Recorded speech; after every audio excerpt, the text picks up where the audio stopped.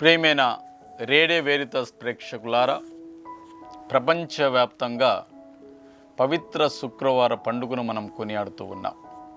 దీనిని మనం ఆంగ్లంలో గుడ్ ఫ్రైడేగా పిలుస్తూ ఉంటాం. కల్వరి అంటే అవమానం,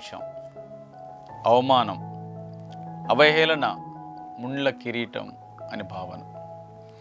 కల్వరి అంటే ఆది దేవుని అనాది సంకల్పం. కల్వరి అంటే ప్రపంచానికి కేంద్ర బిందువు. కల్వరి అంటే క్రైస్తవ విశ్వాసకి పుణ్యక్షేత్రం.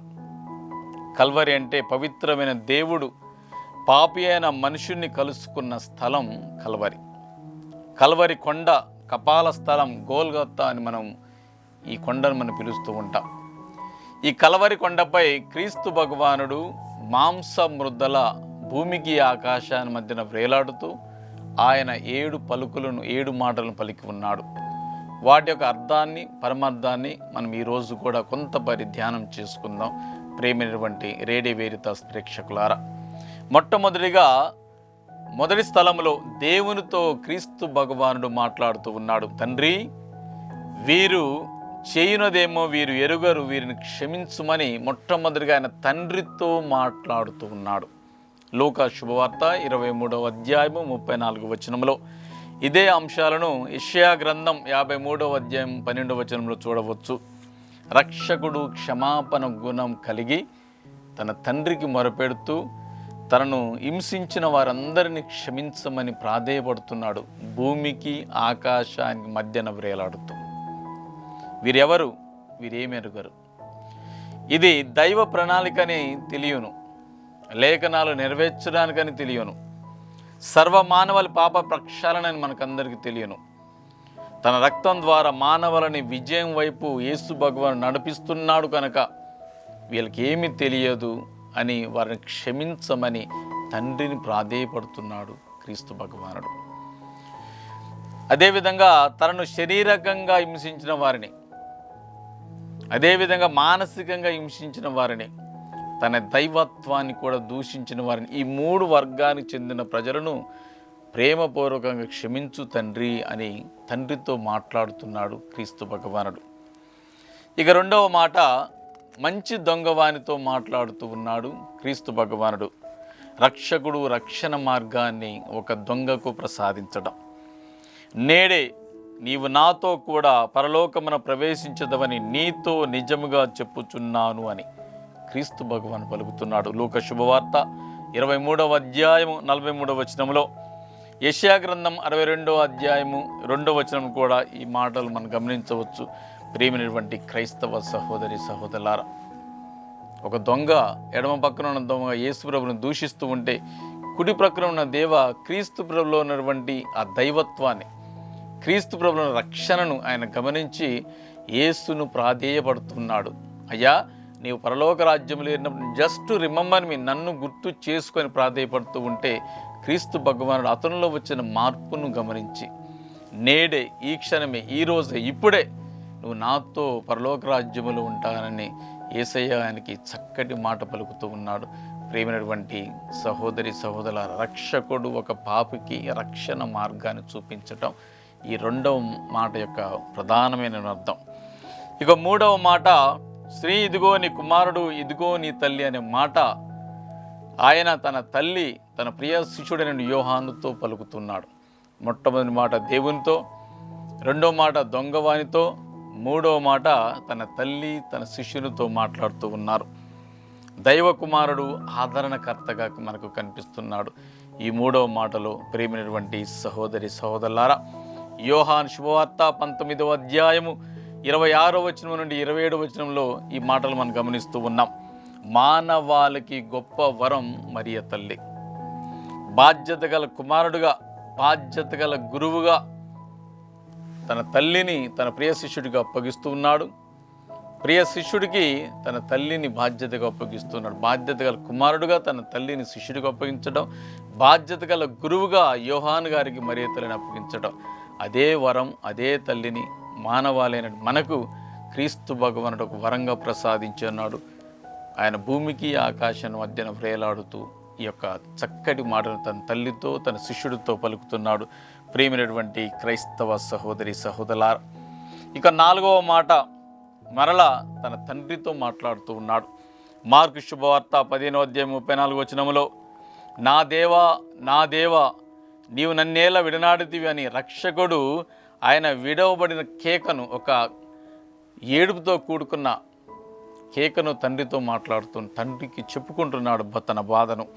ప్రేమైనటువంటి క్రైస్తవ సహోదరి సహోదరులారా, కీర్తన 22వ కీర్తన 6:8 జనులు ఆయన చూసి హేళన చేస్తున్నారని ముందుగానే రాయబడి ఉంది. మానవాళి రక్షణ కొరకు తండ్రి క్రీస్తు భగవాను చేయి విడవడం జరిగింది. లేఖనాలను నెరవేర్చడానికి తండ్రి తన కుమారుడుగా చేయిని విడనాడినాడు. అందరిని పరలోక రాజ్యం నడిపించడానికి తండ్రి తన కుమారుడుగా చేయిని విడిచిపెట్టినాడు. సాతానును జయించడానికి తండ్రి తన కుమారుని చేయిని విడిచిపెట్టినాడు. మరణాన్ని జయించడానికి తండ్రి తన కుమారుడికి చేయిని విడిచిపెట్టినాడు. మానవునికి దైవత్వంలో చేర్చడానికి తండ్రి తన కుమారుని చేయిని విడిచిపెట్టినాడు. ఈ భూలోకంలో దైవ రాజ్య నిర్మాణం జరగాలని తండ్రి తన కుమారుడి యొక్క చేయిని విడిచిపెట్టి ఉన్నాడు. అందరూ ఆయన సన్నిధిలోనికి సమాధానంగా సంతోషంగా దేవదూతలుగా జీవించటానికి తండ్రి తన కుమారుడి యొక్క చేయిని ఆ కలవరి కొండపై విడిచిపెట్టినాడు. ప్రియమైనటువంటి క్రైస్తవ సహోదరి సహోదరులారా, ఇదే అంశాలను మనం కీర్తన 22వ కీర్తన 1వ చదువుతూ ఉన్నాం. మార్కు శుభవార్త 15:34 చదువుతూ ఉన్నాం. 5వ మాట, నాకు దాహమగుచున్నది. క్రీస్తు భగవానుడు కలవరి కొండ నుండి శిలోమ్రాను నుండి అందరితో మాట్లాడుతున్న మాట. మొదటి మాట తండ్రితో, 2వ మాట దొంగవానితో, 3వ మాట తల్లి యోహానుతో, 4వ మాట మనల తండ్రితో, 5వ మాట మనందరితో మాట్లాడుతూ ఉన్నాడు. నాకు దాహమగుచున్నది. రక్షకుడు ఆవేదన కేక అని మాట్లాడుతూ ఉంటారు. యోహాను శుభవార్త 19:28 ఈ వాక్యం మనం చదువుకోవచ్చు. 6 గంటలు శిలువ యేసు అనేకమైనటువంటి బాధలు అనుభవిస్తూ ఉన్నాడు. లేఖనాలను నెరవేరుస్తూ ఉన్నారు. 24 గంటలు ప్రతి ఒక్కటి లేఖనాల ప్రకారమే జరుగుతున్నట్టుగా మనం అందరం గ్రహించవచ్చు. కీర్తన 22వ కీర్తన 15వ నా గొంతు పెంకువలే ఎండిపోచున్నదని, నా నాలుక అంగడికి అంటుకున్నదని రాయబడి ఉంది. రక్షకుడు పడే బాధను కీర్తనకారుడు ముందుగానే తన యొక్క కీర్తనలో రాయటం జరిగింది. మత్తయి శుభవార్త 27:34 ద్రాక్షరసం ఇచ్చారు, ఆయన నిరాకరించాడని. లూకా శుభవార్త 23:36 ద్రాక్షరసం ఇచ్చి హేళన చేస్తున్నారని. యోహాను శుభవార్త 19:28-30 ఈసారి ద్రాక్షరసం తాగించారని. కీర్తన 69:21 వారు నాకు భోజనమై మారుగా విషము వసిగిరని, నేను దప్పిగొంటి ఉన్నప్పుడు సీరాను ఇచ్చారని రాయబడి ఉన్నది. ఈ విధంగా లేఖనములు నెరవేర్చడం కోసం, తండ్రి చిత్తాన్ని నెరవేర్చడం కోసం, మనందరినీ రక్షణ మార్గంలో నడిపించిన ఆయన దాహం కొని ఉన్నాడు. మన రక్షణే ఆయన దాహం.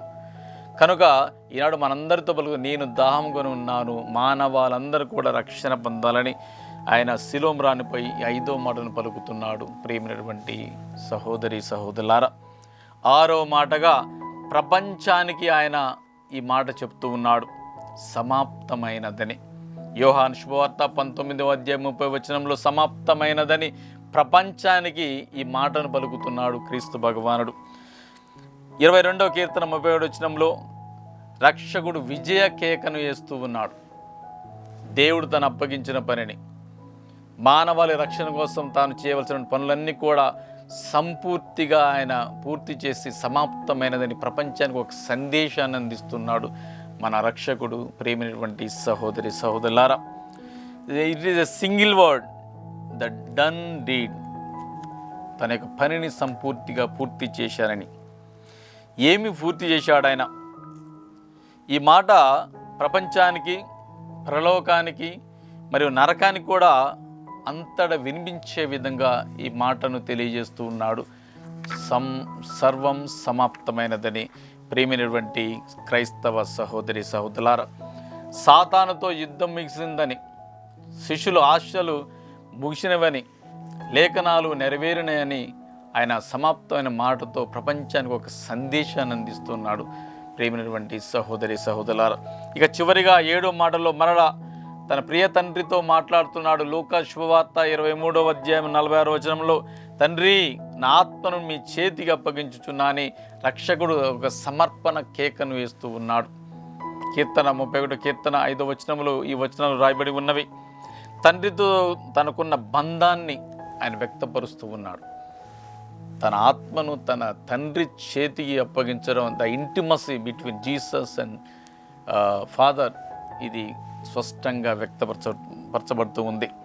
అదేవిధంగా తన తండ్రిపై తనకున్న నమ్మకాన్ని ఈ మాట ద్వారా వ్యక్తపరుస్తూ ఉన్నాడు.